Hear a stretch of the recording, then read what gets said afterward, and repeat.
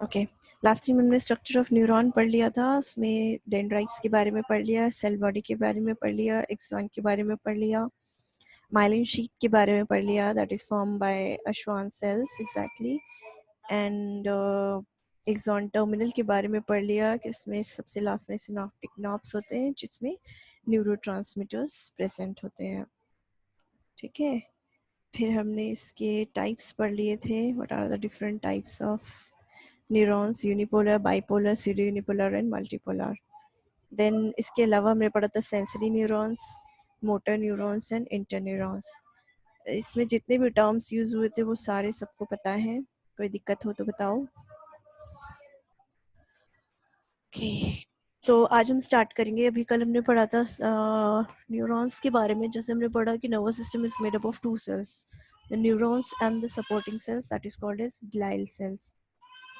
Glial cells अगर देखा जाए तो दे आर 6 इन नंबर, 6 होते हैं, जिसमें से 4 सीएनएस में पाए जाते हैं, दैट इज ब्रेन में पाए जाते हैं, एंड 2 पीएनएस में, that is peripheral nervous system में। सो जो सीएनएस में पाए जाते हैं वो है astrocyte, oligodendrocyte, microglia and ependymal cells, while PNS में जो पाए जाते हैं that is satellite cells and Schwann cells. So starting with astrocyte, astrocyte usually क्या होता है जब भी हम ब्रेन पढ़ते हैं, ठीक है, तो हमेशा सारा फोकस जो भी होता है वो हमारा न्यूरॉन्स पे हुआ था आज तक। बट अब हमने न्यूरॉन के बारे में पढ़ लिया, इतना कर लिया, बस जब बात आती है नर्वस सिस्टम की, तब भी हम लोग ना तो उसे कंट्रोल कर पाए हैं, ना उससे रिगार्डिंग हमें ज़्यादा नॉलेज आई है। एंड द रीज़न वाज क्योंकि हमारा सारा जितना भी कंसंट्रेशन था वो सब न्यूरॉन्स पे था। और जब हम अपने उसकी बात करते हैं, ब्रेन की बात करते हैं, तो ब्रेन में न्यूरॉन से ज़्यादा आपके सपोर्टिंग सेल्स हैं। जो सपोर्टिंग सेल्स हैं उनका जो नंबर है वो एज़ कम्पेयर टू न्यूरॉन्स ज़्यादा है। तो लोगों का ध्यान गया कि हो सकता है they are the cells that is responsible for many pathologies. तो हमारा कोशिश होनी चाहिए कि हम इसे स्टार्ट करें। सो अब जो एक इरा आया है, इसमें अब जितनी भी रिसर्च हो रही है नर्वस सिस्टम पे, ब्रेन में, so this that is more confined to the glial cells as compare to the neurons. ऐसा भी देखा गया है और कहा जाता है कि जो आइंस्टाइन था उसके ब्रेन को जब स्टडी किया गया तो उसमें देखा गया कि उसके ब्रेन में number of astrocytes were more as compared to the normal human brain। जो नॉर्मल ह्यूमन ब्रेन को स्टडी कर रहे थे और आइंस्टाइन के ब्रेन को स्टडी किया तो दे फाउंड कि उसमें ऐसा नहीं था कि न्यूरॉन ज़्यादा थे, दे फाउंड कि astrocyte as compare to the others उसमें ज़्यादा है। दैट वाज द मतलब एक वो भी था उन लोगों के लिए, साइंटिस्ट के लिए, कि ओके न्यूरॉन्स के अलावा भी बहुत कुछ है हमारे ब्रेन में जिस पे स्टडी की जा सकती है। So astrocytes were one of those cells, and second number पे आता है आपका microglia, and then comes the Schwann cells and the different oligodendrites and all. So starting with the star cell, that is astrocyte, astrocyte, astro का मतलब ही star का होता है, तो any cell that is star shaped is astrocyte, and astrocytes are confined to brain and spinal cord।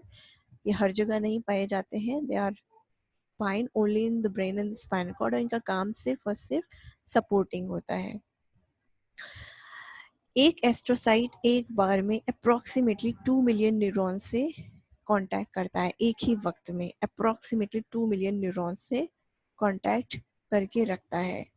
ठीक है, जब बात इसके स्ट्रक्चर की करते हैं तो इसमें भी एक सेल बॉडी है इसकी जहाँ पे न्यूक्लियस है, and then it has this processes जो डेंड्राइटिक इन नेचर होती हैं। ठीक है, they are dendritic in nature, they are the small and large processes. As far as इसकी एनाटॉमी की बात करें तो ये दो टाइप के होते हैं, fibrous astrocyte and protoplasmic. Fibrous astrocyte जो होते हैं इसमें जो प्रोसेसेस होते हैं वो बहुत लंबे होते हैं बट अनब्रांच्ड होते हैं, मोस्टली अनब्रांच होते हैं, बहुत ज़्यादा उसमें ब्रांचिंग नहीं होती है। And they have vascular feet, this is the most important part, exam में भी क्वेश्चन आएगा इसका, बट क्या आएगा वो नहीं बता रही हूँ। ठीक है, फाइब्रस एस्ट्रोसाइट्स जो होते हैं इनके लॉन्ग प्रोसेसेस होते हैं, अनब्रांच्ड होते हैं, and the most important thing is इनमें वैस्कुलर फीट्स होते हैं। What are vascular feets? Vascular का मतलब तो समझ गए, it is related to a vessel, और फीट पैर। ठीक है, तो इनके जो एंड्स होते हैं उसमें it is not tapering as such, tapering होते हैं बट नॉट स्पाइन लाइक, थोड़े से चौड़े फुट टाइप होते हैं, मतलब लास्ट में ऐसे इन्हें किसी ने शू पहना दिया है, इस तरह के इनके प्रोसेस की एंडिंग्स होती हैं। That is called as vascular feet. इसे वेस्कुलर क्यों बोलते हैं? क्योंकि ये जो हमारा ब्रेन है उसमें जो हमारी ब्लड वेसल्स सप्लाई करती हैं वहाँ पे अटैच्ड होते हैं। ठीक है, आगे हम अभी पढ़ेंगे कहाँ एग्जैक्टली अटैच होते हैं, बट ये क्वेश्चन मैं ज़रूर दूंगी। ठीक है, सेकेंड थिंग है ये पाए कहाँ जाते हैं, फाइब्रस एस्ट्रोसाइट्स कहाँ पाए जाते हैं? They are found in white matter of brain और स्पाइनल कॉर्ड। इस बात का जो मतलब बताएगा उसको एक चॉकलेट मिल जाएगी। एक इंसान जल्दी से बताए कोई भी, इसका मतलब क्या है? Fibrous astrocytes are found in the white matter of brain and spinal cord. Ma'am फिर से बोलिए मैम। फाइब्रस एस्ट्रोसाइट्स, मैंने बोला फाइब्रस एस्ट्रोसाइट्स पाए जाते हैं ज़्यादातर white matter of brain and spinal cord में। इस बात का क्या मतलब है? मतलब कि मैम ये ग्रे मैटर में नहीं पाए जाते? मैम हम स्पाइनल नहीं, कॉर्ड में उल्टा स्पाइनल उल्टा कॉर्ड में जो रिलेशन ग्रे होता मैटर है उसमें वाइट पाए जाते हैं और ब्रेन के भी। what is white matter? What is white matter? Group of axon. Group of axons. So they connect only to the axonal part of brain and spinal cord. मतलब सिर्फ इतना है, ठीक है? They don't connect with the cell body. They only connect with the white matter. That is white the में axonal part of the neurons in the brain and in the spinal cord. It is not present outside the CNS and PNS, so it is found only in the brain and spinal cord. ठीक है, तो जो white matter को connect करता है, what is white matter? White matter is nothing but these are the axons part. Neurons का जो axon part होता है, together it forms a white matter. White क्यों बोलते हैं? Because of the presence of myelin sheath. ठीक है, तो माइलिन शीथ की वजह से वो वाइट दिखता है एक्सॉन, और उन्हीं को सिर्फ कनेक्ट करता है एस्ट्रोसाइट। एस्ट्रोसाइट के वाइट मैटर से कुछ बातें करनी है, एस्ट्रोसाइट कौन से करेंगे? फाइब्रस एस्ट्रोसाइट करेंगे। इसमें एक चीज़ और होता है, फाइब्रस एस्ट्रोसाइट्स में सेल ऑर्गेनेलीज जो है बहुत कम पाए जाते हैं। इसमें बहुत ज़्यादा या हर चीज़ नहीं पाई जाती है। सेल ऑर्गेनेलीज आपको पता है कौन कौन से होते हैं? सो जब हम फाइब्रस एस्ट्रोसाइट्स की बात करेंगे तो इसके अंदर सबसे कम सेल ऑर्गेनेली पाए जाएंगे। Next comes protoplasmic astrocyte. इसके नाम से ही पता चलता है प्रोटोप्लाज्मिक एस्ट्रोसाइट। पहली बात, इसके जो प्रोसेसेस होंगे वो बहुत ज़्यादा लंबे नहीं होंगे, they will be short. Branching बहुत ज़्यादा होगी and they have abundant of organelles in cytoplasm. Cell के अंदर कितने टाइप के ऑर्गेनेलीज पाए जाते हैं? कौन कौन से हैं ज़रा बताइए मुझे। सेल के अंदर कौन कौन से ऑर्गेनेलीज पाए जाते हैं? Nucleus, ma'am endoplasmic endoplasmic reticulum, Golgi bodies endoplasmic और रेटिकुलम, फाइन मैम फाइन, ठीक ठीक ठीक, डन। Lysosome, vacuole. राइबोसोम। ठीक है, सो वैक्यूल। ठीक है, सो दिस तो abundant of organelles are found in protoplasmic है, जो दो टाइप का है, astrocyte, fibrous and protoplasmic. so, सबसे ज़्यादा जो पाया जाता है वो किसमें पाया जाता है? Protoplasmic astrocyte contains abundant of organelles in cytoplasm, while fibrous astrocyte contain less organelles and they are seen in gray matter of the brain and spinal cord। मतलब इनका कनेक्शन जो होता है वो किससे होता है? इनका कनेक्शन मेनली होता है ग्रे मैटर से, that is the cell bodies. ठीक है, नेक्स्ट आ जाता है इसका फंक्शन। मैं आप लोग से एक रिक्वेस्ट और करूँगी, जब हम पढ़ रहे हैं ब्रेन तो थोड़ा सा फिजियोलॉजी का भी नर्वस सिस्टम पढ़ना स्टार्ट कर दीजिएगा। कोई दिक्कत हो साथ में पूछते रहिएगा, ठीक है? क्योंकि एज सच फिजियोलॉजी में बहुत कुछ डिफरेंस नहीं होता है, हम वहाँ पे स्ट्रक्चर के साथ साथ थोड़ा सा फंक्शन वंक्शन भी पढ़ लेते हैं थोड़ा डीपली, है ना? सो आई ट्राई कि मैं उस चीज़ को थोड़ा सा ले लूँ, तो आप लोग साथ में पढ़ लिएगा तो आपकी दोनों चीज़ें दोनों साइड कंप्लीट हो जाएंगी। सो starting with the support, how does it support neuron? अब आप मुझे बताइए हाउ डज इट सपोर्ट? तो सब the first and the most important thing is it feeds neuron. ये न्यूरॉन को खाना खिलाते हैं, कहने के लिए किस तरह से खिलाते हैं? ऐसा नहीं है कि नॉर्मल खाना खिला रहे हैं, एट टाइम ज़रूरत के वक्त they will provide energy. Why they will provide energy? Because they have glycogen content. इनके अंदर ग्लाइकोजन स्टोर होता है जिसकी वजह से ग्लूकोनियोजेनेसिस हो सकता है। ग्लूकोनियोजेनेसिस किसे बोलते हैं? ग्लूकोनियोजेनेसिस किसको कहते हैं? सब पढ़ के आए हो तुम लोग, nothing is new here. formation को Glucose formation. Glucose formation from ma'am glucagon ma'am what does neo means? Neo, यहाँ पे नियो टर्म यूज किया गया है, नियो मीन्स न्यू, ठीक है। Glucose formation from anything that is fat, protein, glycogen, amino acid, कहीं से भी ग्लूकोज के फॉर्मेशन को बोलते हैं नियोजेनेसिस, ठीक है। ग्लूकोनियोजेनेसिस, ग्लूकोनियोजेनेसिस क्या होता है? Gluconeogenesis is formation of glucose from anything, any compound that is carbohydrate, fat or protein. एक मिनट अम्मा,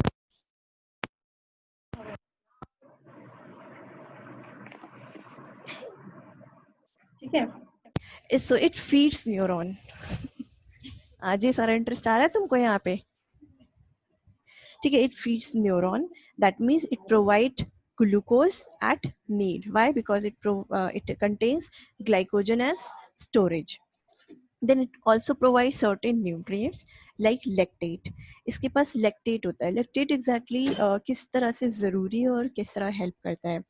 न्यूरॉन्स को एक्साइट होने के लिए कुछ चीज़ों की ज़रूरत होती है जिसमें से लैक्टेट ऑप्शन है, ठीक है। Usually it is supplied via blood supply, जो नॉर्मल हमारी ब्लड सप्लाई हो रही है उसमें लैक्टेट आ रहा है, बट एट टाइम्स इस्कीमिया हो गया, हाइपोक्सिया हो गया, कोई भी ऐसी कंडीशन हो रही है, कोई हैमरेज हो गया, ब्लड नहीं आ रहा है न्यूट्रिएंट्स को लेके, ऑक्सीजन को लेके, एट दैट टाइम एस्ट्रोसाइट्स आते हैं जो हेल्प करते हैं इन एरियाज में. So it provides even lactate which is responsible or needed for neuronal excitability. Second thing आती है स्केफोल्ड. स्केफोल्ड का मतलब होता है स्कार्फ और फोल्ड, ठीक है. तो इट फॉर्म्स अ नेटवर्क, मतलब इसमें जितने भी एस्ट्रोसाइट्स हैं they are connected to each other and form a framework that completely scarf, मतलब हमारे जो ब्रेन है उसमें एक स्कार्फ का काम करता है, उसे फोल्ड कर देता है पूरे ब्रेन को, हर जगह से कनेक्शन होता है. इतने एस्ट्रोसाइट्स हैं, मैंने आपको पहले बताया था एस्ट्रोसाइट्स का नंबर जो है as compare to the neurons higher है, तो नॉर्मल सी बात है इनका नंबर ज़्यादा है तो दे मस्ट बी कनेक्टेड. सो ये आपस में एक दूसरे से कनेक्ट करके पूरा एक नेटवर्क बनाते हैं, एक फ्रेमवर्क बनाते हैं, फॉर्मिंग अ स्कार्फ और अ फोल्ड ओवर अ ब्रेन, ताकि हर चीज़ कनेक्टेड रहे. सपोज हम लोग के पास फ़ोन होता है, एक इंसान नहीं आया, हमने दूसरे को कॉल की और वो आ गया, ठीक है. सो ज़रूरी है कभी भी कहीं पे इंजरी होगी, उसे ज़रूरत है, हीलिंग की ज़रूरत है, चार लोग नहीं मिलके बना पा रहे हैं. सो अगर एक फ्रेमवर्क होगा, आपस में एक दूसरे से कनेक्टेड होंगे, तो वहाँ पे 5 और पहुँच के जो अफेक्टेड साइड है वहाँ पहुँच के वो काम कर सकते हैं. So this is the need of being this is the need of this network or the framework. So it forms a scaffold, that is scarf like fold over the brain. That means a framework that connects the complete brain. Next आता है it forms a glial scar. What is glial scar? Exactly हमने बोला ये supporting neuron है, यानी इस neuron को support करता है. हमारे ब्रेन में या स्पाइनल कॉर्ड में कहीं पे भी इंजरी होगी, it's a traumatic injury, it is inflammatory, it is infective, कोई भी टाइप की इंजरी होगी, glial cells that is the astrocyte वहाँ पे पहुँचेगा और उस जगह को बंद करेगा. सपोज हमारा कट लग जाता है, खून निकलने लग रहा है, अंदर इंटरनली हो रहा है, बाहर से तो आपने सूचरिंग कर दी, बंद कर दिया या दबा दिया, बंद हो गया. What about inside? जब अंदर होता है तो अंदर हमारे पास ऐसा क्या होता है जो खून को रोकता है? I am not talking about brain, हम नॉर्मल अगर हम बात करें तो इंटरनल हेमरेज को रोकने के लिए कुदरत ने, अल्लाह ताला ने हमारे अंदर पहले से कुछ चीज़ें डाली हुई हैं. बाहर का नहीं रुकता उतनी आसानी से, बाहर का भी रुक ही जाता है, आपने भी पढ़ा होगा, किसी का कट जाता है तो ऐसा नहीं कि खून निकलता जा रहा है, निकलता जा रहा है, निकलता है, रुक जाता है. So what are those things that stops the bleeding? आप लोग ब्लड पढ़ चुके हैं, ब्लड सेल्स पढ़ चुके हैं, बताइए. प्लेटलेट्स होता है और प्लाज्मा प्रोटीन्स होते हैं. प्लेटलेट्स होते हैं, exactly. Platelets are clotting factors. So जिस तरह से वहाँ पे क्लॉटिंग फैक्टर का काम करता है, कौन काम करता है? आपका प्लेटलेट्स काम करते हैं outside the body, outside the brain. Similarly हमारे ब्रेन के अंदर कुछ ऐसे सेल्स होते हैं जो इस टाइप की चीज़ों को रिपेयर करते हैं या फिर स्कार फॉर्म करते हैं बंद करने के लिए, प्लगिंग का काम करते हैं. So they are nothing but the astrocytes. So they are called as glial scar. Scar किसे कहते हैं? किसी भी कट के बाद फॉर्मेशन होना वहाँ पे फिर से उसे स्कार बोला जाता है. ठीक है, तो ग्लाइल स्कार क्या होगा? ब्रेन में या स्पाइनल कॉर्ड में कोई भी इंजरी होगी, ट्रॉमेटिक हो, इन्फ्लेमेटरी हो, इन्फेक्टिव हो, तीनों में से जो भी इंजरी होगी उसमें आपके एस्ट्रोसाइट्स वहाँ पे जाएंगे एंड दे वहाँ पे कलेक्ट हो जाएंगे, उस एरिया को छुपा देंगे. उस एरिया को छुपाने की ज़रूरत क्यों होती है? उस एरिया को नहीं छुपाएंगे तो वहाँ पे बहुत सारे केमिकल्स सिक्रीट आउट होंगे. एग्जैक्टली अगर देखा जाए हमारी बॉडी में एक चीज़ मैं बता देती हूँ. हमारी बॉडी में जब बाहर से कोई पैथोजन आता है ना, तो वो हमारी बॉडी को उतना हार्म नहीं करता जितना हमारे खुद के इम्यून सेल्स करते हैं. जो हमारे इम्यून सेल्स होते हैं वो जब किसी को मारते हैं, पैथोजन को, चाहे बैक्टीरिया हो, वायरस हो या कोई भी हो, जब वो उसे मारते हैं तो उसको मारने के साथ साथ वो अपने भी टिश्यू को डैमेज करते हैं. सो जो हमारे अंदर डैमेज होता है दैट इज़ 90% जो देखा गया है that is by our own self defence. अपने आप को बचाने के लिए दूसरे से जो हम टिश्यू को मारते हैं, यूजुअली क्या होता है, अगर किसी टिश्यू में कोई वायरस है तो हमने उस टिश्यू को ही मार दिया, वो उस वायरस को नहीं मार पा रहा है बैक्टीरिया, तो उसने उस टिश्यू को मार दिया, वो टिश्यू मर जाएगा तो वो वायरस मर जाएगा. सो इन ऑल अगर देखा जाए तो नुकसान किसका हुआ? नुकसान तो अपना हुआ ना. So same is a case here. जब भी कोई भी चीज़ हमारे अंदर आएगी तो सबसे पहले वहाँ पे बहुत सारे इन्फ्लेमेटरी मार्कर्स आएंगे, प्रो इन्फ्लेमेटरी मार्कर्स आएंगे. हम जब आप लोग नेक्स्ट ईयर इन्फ्लेमेशन पढ़ेंगे तो आपको पता चलेगा वो कौन से केमिकल्स होते हैं जो रिलीज आउट होते हैं that attracts the B cells and the T cells की यहाँ आओ, यहाँ पे बैक्टीरिया है इसे मारो. तो सेम इज द केस है. सो इन दिस केस ब्रेन में क्या होता है, हम ज़्यादा रिस्क नहीं ले सकते हैं कि कोई भी इम्यून सेल आए और डैमेज करे. क्यों? क्योंकि वो हमें पता है अपने सेल्फ टिश्यू को भी डैमेज करेगा. So what is this glial cell is for? Glial cell क्या होता है? उस चीज़ को छुपाने के लिए ही होता है. उस चीज़ को फटाफट से हाइड कर दिया जाए वहाँ पे उस चीज़ को. अब उसे हाइड करने में फिर वो अंदर ही अंदर और लोगों को बुलाएगा और काम करेगा. But to prevent spread of infection, to prevent self tissue damage, glial cell is form. And glial cell किसकी वजह, ग्लाइल स्कार इज फॉर्म. और ये ग्लाइल स्कार कौन बनाता है? एस्ट्रोसाइट्स बनाते हैं. यहाँ तक सबको समझ में आ गया what exactly is glial scar? Glial scar कुछ नहीं है, कहीं पे भी टिश्यू डैमेज होगा, इन्फ्लेमेशन होगा, कुछ भी होगा, इन्फेक्शन होगा, एस्ट्रोसाइट्स वहाँ जाएंगे, उस एरिया को बिल्कुल सेपरेट कर देंगे नॉर्मल टिश्यू से ताकि सेल्फ डैमेज ना हो या इन्फेक्शन स्प्रेड ना हो. एंड फर्दर दिल कॉल माइक्रोग्लिया और द अदर सेल्स जो इसको डैमेज करेंगे, फर्दर आके उसको ठीक करेंगे. तो एग्जैक्टली मेन काम जो होता है एस्ट्रोसाइट का, वो डैमेज करना नहीं है. ठीक है, वो क्या है? रिपेयरिंग का काम है. वो वहाँ पे पहुँचे उसे स्ट्रिक्ट कर देंगे, वो चीज़ फैले नहीं. और जब वहाँ पे आके डैमेज हो जाएगा, जिस सेल जो भी सेल आके पैथोजन को मारना है मारेगा, इन्फ्लेमेशन को ठीक करना है ठीक करेगा, उसके बाद ये वहाँ पे हीलिंग का काम करेगा स्टार्ट. ठीक है, so it forms the glial scar. Initially it forms the glial scar and then it repairs the damage. Next बात आती है होम्योस्टेसिस. What is homeostasis? हमने पढ़ा है ब्लड में होम्योस्टेसिस. फॉर्मेशन. सॉरी बोलो. Blood formation. इंटरनल एनवायरनमेंट को maintain करना, मतलब इंटरनल प्लस फॉर्मेशन. टेम्परेचर को sorry ma'am. Body temperature control कर है टेम्परेचर, वो थर्मो होम्योस्टेसिस. होम्योस्टेसिस का मैम पूरी इंटरनल मतलब है एनवायरनमेंट बॉडी को के अंदर कंट्रोल वाटर और साल्ट का बैलेंस सॉरी वो बनाए बॉडी ओके. एक्सटर्नल और इंटरनल टेम्परेचर को इलेक्ट्रोलाइट बैलेंस को मेंटेन करने को बोलते हैं होम्योस्टेसिस. ठीक है, होम्योस्टेसिस देखो हर चीज़ जो हमारे ओके हम पहले बात कर लेते हैं. आपके एक टॉपिक था okay, maintaining blood brain barrier. आपने वर्ड सुना होगा ब्लड ब्रेन बैरियर. आप इससे क्या समझते हैं? What is exactly blood brain barrier? Time ज़्यादा नहीं है, जल्दी से बताइए. What is blood brain barrier? कोई भी टॉक्सिक सब्सटेंस अगर ब्लड के थ्रू अगर ब्रेन तक आता है तो ये ब्रेन बैरियर जो हो उसको ब्रेन तक आने से रोकती है. एग्जैक्टली आपने बहुत सही बोला. बट मतलब क्या समझ में आता है? अगर हम एनाटमी की बात करें, अगर हम स्ट्रक्चर की बात करें तो आपको क्या लगता है ये कोई छन्ना है जिससे नहीं जा रहा है, वरना एग्जैक्टली होता क्या है ब्लड ब्रेन बैरियर? आपने जो बोला ठीक है, it is something that doesn't allow everything to go inside the brain. ठीक है, समझिए, मैं बिल्कुल एग्री करती हूँ आपसे। ब्लड, ये तो ब्लड ब्रेन बैरियर का फंक्शन हो गया। इसका स्ट्रक्चर कैसा होता है? हम एनाटॉमी पढ़ रहे हैं, हम इसे स्ट्रक्चर से मतलब है। रिसेप्टर्स होते हैं शायद, confirm नहीं। Ma'am Okay. रिसेप्टर्स होते हैं, Okay. मेम्ब्रेन्स होती होगी। ओके, चलिए अब हम बताते हैं what exactly is blood brain barrier. Blood brain barrier किसे कहते हैं? यूजुअली हमारी जो वेसल्स होती हैं, आज आपको पता चलेगा, इससे पहले शायद आपको ना पता हो, ये जितनी भी आपकी वेसल्स होती हैं दे आर नॉट कंटिन्यूअस, ठीक है, इनके बीच में थोड़ी थोड़ी सी गैपिंग होती है जगह जगह पे, and that gapping results in what? ये पता है लेकिन हमने कभी सोचा नहीं इस तरह से। सबको पता है, अभी हमने लिम्फ पढ़ा था, ठीक है, तो हमें पता था कि बाहर कैसे डिफ्यूज आउट करता है।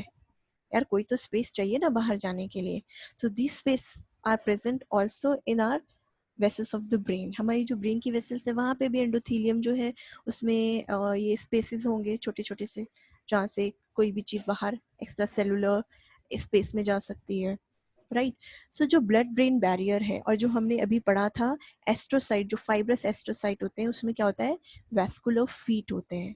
सो those vascular feet closes these spaces. जो हमारे एंडोथीलियल है, जो हमारी ब्लड वेसल है, ठीक है। अब ब्लड वेसल में आर्टरी में से कुछ भी कभी निकलता नहीं है, इट इज आर्टीरियोल, यानी कैपिलरी लेवल पे जब आता है वहीं पे होता है, ठीक है। तो जो एंडोथीलियम पार्ट होता है हमारा, दैट इज नॉट कंटिन्यूस, उसमें बहुत छोटे छोटे स्पेस होते हैं कि small particles, not the albumin, large particles नहीं, स्मॉल पार्टिकल्स डिफ्यूज आउट हो जाते हैं ड्यू टू ऑस्मोटिक प्रेशर और द हाइड्रोस्टेटिक प्रेशर, जो नॉर्मली चेंज होता है, एक जैसा नहीं होता है। हम पढ़ चुके हैं क्या क्या होता है वो, ठीक है। सो हमारे ब्रेन में क्या होता है, जो एस्ट्रोसाइट के वेस्कुलर फीट्स हैं, जो फाइब्रस एस्ट्रोसाइट है, उसमें जो वेस्कुलर फीट्स हैं वो क्या करते हैं, वो इन स्पेसेस को आके बंद कर देते हैं। अब जो ये जो स्ट्रक्चर कहलाएगा वेसल का, now this structure is called as blood brain barrier, ठीक है। तो ब्लड ब्रेन बैरियर किसे हमने बोला? जो हमने इसका एक फंक्शन ये भी हो गया that it maintains this blood brain barrier. Blood brain barrier कोई अलग से छन्ना नहीं है, कोई अलग स्ट्रक्चर नहीं है, जस्ट एंडोथीलियम की जो स्मॉल स्मॉल ओपनिंग है उस पे फाइब्रस एस्ट्रोसाइट की वेस्कुलर फीट्स आके बंद कर देंगे उन डोर्स को या उन स्पेसेस को, so that these things are not diffused out. So usually diffusion कहाँ से होता था? यहीं से होता था। सो जो भी हम दवाइयाँ खाएंगे या फिर जो भी, तो ऐसे में होता क्या है, इससे एक फ़ायदा भी है, इससे एक नुकसान भी है। जो चीज़ ज़रूरत है जिसे हमारे ब्रेन की, वो भी नहीं पहुँच पा रहे हैं अंदर, और जिस चीज़ की हमारे ब्रेन को नहीं ज़रूरत है, कभी कभी वो भी चीज़ें पहुँच जाती हैं। काफ़ी पैथोजन जो है, जब भी हमारे ब्लड में जैसे हमने कंडीशन होती है सेप्टिसीमिया, इसमें इन्फेक्शन हमारा ब्लड में आ जाता है ना, जब वो इन्फेक्शन ब्लड में आएगा तो वो बॉडी के हर पार्ट में चला जाएगा, बट ब्रेन कभी कभी बच जाता है। The reason is this blood brain barrier, क्योंकि वो जाए कैसे, सारे दरवाजे बंद हैं। सिमिलरली हमारे पास दवाइयाँ हैं लेकिन ब्लड ब्रेन बैरियर उन्हें अंदर नहीं जाने देती है। मतलब हमारे पास काफ़ी ऐसी दवाइयाँ हैं जो हमारे ब्रेन के काफ़ी पैथोलॉजी को ठीक कर सकती हैं, लेकिन ब्लड में ब्रेन के अंदर पहुंचाने के लिए हमें कुछ चाहिए। सो बहुत सारे इसके फ़ायदे भी हैं, नुकसान भी हैं, और we are working over it कि हम उसे किस तरह से कर सकते हैं, ठीक है। सो सिमिलरली आया होम्योस्टेसिस की हम बात कर रहे थे, एक फंक्शन हमने पढ़ लिया, how does it maintain blood brain barrier, वो आपको समझ में आ गया होगा, नहीं आया हो तो पूछ लिएगा। नेक्स्ट आता है होम्योस्टेसिस। होम्योस्टेसिस में क्या होता है? होम्योस्टेसिस में आयन का कंसंट्रेशन को मेंटेन किया जाता है, ठीक है। तो यूजुअली हमने ये चीज़ देखी है कि नॉर्मल होम्योस्टेसिस हमारी बॉडी में थ्रू बाइकार्बोनेट आयन मेंटेन किया जाता है, और भी बहुत सारे हैं, जो मेन है वो बाइकार्बोनेट आयन है, लेकिन हमारे ब्रेन के अंदर बाइकार्बोनेट आयंस तो प्रेजेंट नहीं है। सो वहाँ पे कौन करेगा? तो वहाँ पे एस्ट्रोसाइट्स प्रेजेंट होते हैं। Astrocyte contains hydrogen ion, large amount of hydrogen ion contain करता है, जो ज़रूरत के वक्त या तो बाहर निकालेगा, इफ्लक्स करेगा या इनफ्लक्स करेगा, डिपेंड करता है नीड की ज़रूरत क्या है। अगर एसिडोसिस हो रहा है किसी को, किसी के अंदर पीएच लेवल बढ़ता जा रहा है, अब हम आगे पढ़ेंगे कभी फाइनल में अगर मौका मिला तो पढ़ाएंगे आपको किस तरह से एसिड बढ़ता है, पीएच लेवल बढ़ता है या घटता है। सो अगर हमारे ब्रेन में कोई कभी भी पीएच लेवल बढ़ेगा या घटेगा तो उस चीज़ को मेंटेन कौन करता है? एस्ट्रोसाइट करते हैं। How do they maintain? They contain hydrogen ions and hydrogen ions are the main ions that can regulate the that can balance the ion concentration। ठीक है, सो होम्योस्टेसिस को किस तरह से मेंटेन कर रहा है? बाय हाइड्रोजन आयन जो उसके पास अबंडेंट में है। नेक्स्ट आता है it develop and stabilise synapsis. Synapse किसको कहते हैं ये बताइए? What is synapse? मैम एक न्यूरॉन का जो टर्मिनल एंड होता है वो Junction अगले between two neurons. ठीक है, ठीक है।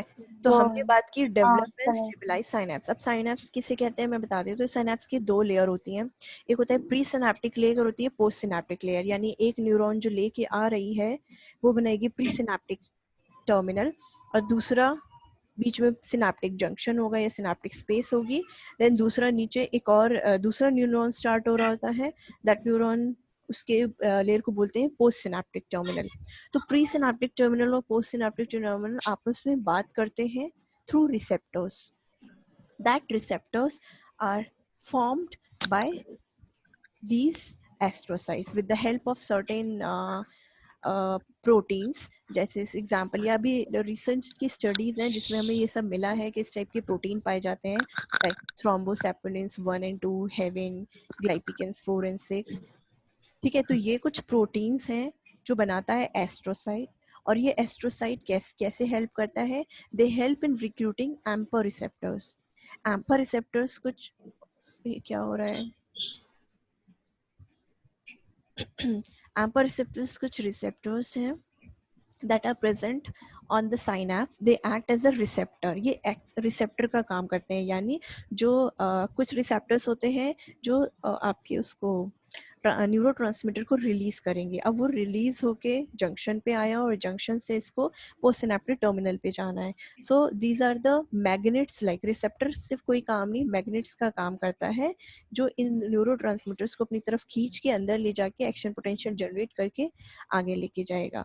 ठीक है, so how do they develop and stabilise synapse? अगर किसी के अंदर एस्ट्रोसाइट की कमी हो जाए तो नॉर्मल सी बात है वहाँ पे क्या होगा? वहाँ पे साइनैप्स जो होंगे वो प्रॉपर नहीं होंगे, एक्टिव नहीं होंगे। जब वो एक्टिव नहीं होंगे तो रिजल्ट आपके सामने आ ही जाएगा। ठीक है, तो this is how they develop and stabilise synapse. इनके पास कुछ प्रोटीन्स होते हैं, these are name of the few proteins जो हेल्प करते हैं रिसेप्टर फॉर्मेशन में। These receptors help in further communication between the two neurons. नेक्स्ट आता है the recycle neurotransmitter. Exactly, हमारी बॉडी में ऐसा नहीं है कि जैसे मेरे केस में अगर कोई आंसर करता है तो मैं सिर्फ उसे एक चॉकलेट देती हूँ। जब बात हम न्यूरोट्रांसमीटर्स की करते हैं, जब न्यूरोट्रांसमीटर रिलीज होते हैं तो इट्स नॉट 1 or 2 कि 3 रिसेप्टर हैं, 3 ट्रांसमीटर रिलीज हो गए। They are large in number. So to avoid this क्या बोल सकते हैं, फजूल खर्ची एक तरह से है कि 3 की ज़रूरत है और 300 रिलीज़ हो रहा है। तो हमारे एस्ट्रोसाइट क्या करते हैं? थ्रू कैल्शियम चैनल्स इन्हें एब्जॉर्ब करते हैं, इन्हें उठाते हैं एंड देन फर्दर इन्हें वापस न्यूरॉन्स में भेज दिया जाता है। सो टू प्रिवेंट क्या बोल सकते हैं, वेस्टेज ऑफ न्यूरोट्रांसमीटर्स। हमारी बॉडी में हर चीज़ का रिसाइकिल है, वहाँ पे कोई चीज़ फेंकी नहीं जाती है कि हम बहुत अमीर हैं हम और बना लेंगे, ऐसा कुछ नहीं है। अमीर हो, गरीब हो, हेल्दी हो, कुछ भी हो, हमारी बॉडी में रिसाइकलिंग की मशीन लगी हुई है, वहाँ पे कोई फजूल खर्ची नहीं करना है। 3 की ज़रूरत है, 3 गए, 300 रिलीज़ किए थे, बाकी उसने कोशिश की जितना हो सकता है वो वापस उठा लेगा एंड वापस न्यूरॉन को वेसाइकल्स में दे देगा। So this is how astrocyte help in recycling neurotransmitter and this is all done by calcium channel. Usually synaptic जो AMPA receptors होते हैं जो इन्हें रिसीव करते हैं, but in case of astrocyte there is calcium channel. और फिर जो ये न्यूरोट्रांसमीटर होते हैं ये आपके इलेक्ट्रिक सिग्नल्स में मदद करते हैं। मतलब ये यूजुअली न्यूरोनल कम्युनिकेशन में भी हेल्प करते हैं। ये बाकी न्यूरॉन्स को भी हेल्प करेंगे कि this is the activity done by this neuron. अगर ये ज़्यादा रिलीज कर रहा है तो वो सबको बताएगा दिस इज़, ये कहता है ये चुगलखोरी करता है, सबको बताएगा कि इसने ये काम किया, इसने ये काम किया। सो इससे क्या होगा, जब हमको पता है कि हमारे पर कोई नज़र रखा हुआ है तो हम लोग काम अच्छे से करते हैं. So here in this case astrocyte वो काम करते हैं, न्यूरॉन्स के ऊपर नज़र रखते हैं कि तुम सही अमाउंट में डाल रहे हो, नहीं डाल रहे हो, ज़्यादा डाल रहे हो, कम डाल रहे हो, एक्शन पोटेंशियल वीक है, फास्ट है, एक्टिवली रिसीव कर रहा है, नहीं कर रहा है. हर चीज़ को जब कोई सामने से देखता है तो न्यूरॉन्स भी डर में सही काम करते हैं. ठीक है, तो इसका काम एक ये हो गया कि ये जो है न्यूरोनल एक्टिविटी को कम्युनिकेट करता है आपस में, सो दैट एक न्यूरॉन जो है वो ढंग से काम करे. नेक्स्ट हमने पढ़ा मेंटेनिंग ब्लड ब्रेन बैरियर, वो हो चुका. फिर होता है it helps grow neuron properly. ये हेल्प कैसे करता है? एक 1997 में एक डॉक्टर फ्लेचर थे, उन्होंने एक स्टडी की थी जिसमें उन्होंने रेटाइना में एक रेटाइनल गैंग्लियन सेल बनाया. ठीक है, आउटसाइड स्टेम सेल से प्रोजेनिटर सेल लिया और उन्होंने एक आउटसाइड द ब्रेन उन्होंने एक सेल बनाने की कोशिश की. आउटसाइड द ब्रेन का मतलब होता है माइस के, चूहे के दिमाग में बनाया, बिल्कुल ही बाहर नहीं बना सकता कोई भी. ठीक है, उन्होंने वहाँ पे वो प्रोजेनिटर स्टेम डाला यानी स्टेम सेल डाला और वहाँ पे उन्होंने रेटाइनल गैंग्लियन सेल को बनाने की कोशिश की. ठीक है, हम आगे बात करेंगे what exactly is retinal ganglion cell. Retinal ganglion cell जब बनाया तो उन्होंने देखा वो बना, बट वो एक्टिव नहीं था, या फिर वो स्ट्रक्चरली कुछ ऐसे थे जो स्ट्रक्चरली सही नहीं थे, कुछ ऐसे थे जो फंक्शनली काम नहीं कर रहे थे. फिर उन्होंने क्या किया, फिर उन्होंने उसके अंदर एस्ट्रोसाइट भी डाल दी. जब उन्होंने वहाँ पे एस्ट्रोसाइट डाला तो उन्होंने देखा जो उसका स्ट्रक्चर था, और फिर उन्होंने ग्रो किया न्यूरॉन को. तो उन्होंने वहाँ पे देखा कि जो स्ट्रक्चर ऑफ द न्यूरॉन था वो भी 90% इम्प्रूव हुआ था, और जो फंक्शन था वो भी 90% इम्प्रूव हुआ था. तो उनको इस बात से इन्होंने कंक्लूजन निकाला कि for proper growth of the neuron we need astrocyte. So बच्चों में एग्जैक्टली क्या होता है, जब इंसान पैदा होता है हम कहते हैं नर्वस सिस्टम जितना बनना होता है, ब्रेन जितना बनना होता है, वो पैदाइश के ही वक्त बन जाता है. ठीक है, इट्स नॉट लाइक कि एडल्ट में बढ़ता बढ़ता, जैसे हमारी आंखें बड़ी होती है, हमारा लिवर बड़ा होता है, सब कुछ बड़ा होता है विद एज. नर्वस सिस्टम के साथ ऐसा कुछ नहीं है. नर्वस सिस्टम हमारा पूरा बना हुआ है, बस वो मैच्योर एंड ग्रो कर सकता है, वहाँ पे न्यू सेल कभी नहीं आते. ठीक है, so they help in growth of the neuron. So how they help, ये एक स्टडी हुई थी अभी 1997, तो बहुत ज़्यादा टाइम नहीं हुआ है. तो अभी उन्हें पता चला कि astrocytes are responsible for proper growth and functioning of neuron. Next एक हमने पढ़ी थी ओलिगोडेंड्रोसाइट्स, जो माइलिन शीथ फॉर्मिंग करता है. इस पे भी अभी रिसर्च स्टडी हो रही है. इसमें देखा जा रहा है कि astrocytes give signals to oligodendrocyte and then they form myelinating activity. क्योंकि हमारे जो एस्ट्रोसाइट है, इसका जो first and the most important function है, जो अगर आपसे कभी कोई पूछे what's the function of astrocyte, तो first and the most important है, that is repairing the damage. जब भी माइलिन शीट कम होगी that means there is a damage that results in, अब वो डीजनरेशन हो या किसी इन्फेक्शन की वजह से हो, किस वजह से, वो हमें फ़र्क नहीं पड़ता, बट कोई भी दिक्कत आएगी हमारे न्यूरॉन्स में तो रिपेयरिंग का काम कौन करेगा? सबसे पहले एस्ट्रोसाइट्स करेंगे. So they promote myelinating activity of oligodendrocyte. कुछ ऐसी डिजीज अब पाई जाने लगी हैं जिसमें एग्जैक्टली एस्ट्रोसाइट का फंक्शन हमें पता चला है. कि हमने जब, जैसे हमारी डिजीज़ का नाम मैं बताती हूँ, जैसे एल्जाइमर्स डिजीज़ है और आपका ऑटिज्म है. ऑटिज्म एज सच अब डिजीज़, मतलब अगर आपके सामने ऑटिज्म का पेशेंट आएगा, आप कभी कह ही नहीं सकते वो autism. Autism is a condition where in जो पर्सन होता है ना, वो बहुत ही अकेला अकेला रहना पसंद करता है, उसे बहुत सोशल नहीं होता है, फ्रेंडली नहीं होता है. So anybody who is not friendly right now among you all can be considered as an patient of autism. ठीक है, one of the most, exactly क्या होता है, हम समझते हैं कि एक बीमारी है, पर जब हमने इसको, जब ये चीज़ बहुत ज़्यादा बढ़ जाती है तब हमें ऐसे रियलाइज़ होता है. ठीक है, सो देर आर मेनी कंडीशंस, वो हम आगे पढ़ लेंगे जब भी आप लोग हायर क्लासेस में जाएंगे. So it promote myelinating activity of the oligodendrocytes. तो उसमें क्या होगा, कुछ लोग होते हैं जो बहुत देर में रिस्पॉन्स करते हैं, हम बोलते हैं कितना सुस्त है. एग्जैक्टली वो सुस्त नहीं, वो बीमार है, बट हमें नहीं लग रहा है, बिकॉज क्योंकि माइलिनेटिंग एक्टिविटी क्या करता है, माइलिनेशन कंडक्शन में मदद करता है, increase the speed of the conduction. अब किसी की माइलिनेटिंग एक्टिविटी खत्म हो जाए ओलिगोडेंड्रोसाइट्स की या फिर स्क्वैम सेल्स की, और वो होती क्यों है, वो एग्जैक्टली हो रही है एस्ट्रोसाइट की वजह से, जो हमें अब पता चला है. So there are many conditions जिसकी वजह से, so these are the few exactly functions, जिसमें से कुछ तो अभी हमें पता है, लाइक साइनैप्स बनाना, maintain, help in growth of neuron, then promoting myelinating activity. ये सब अभी हमें कुछ स्टडीज हुई है जिससे हमें पता चला है. सो अब जो है वो ज़्यादा काम जो हो रहा है वो आपका हो रहा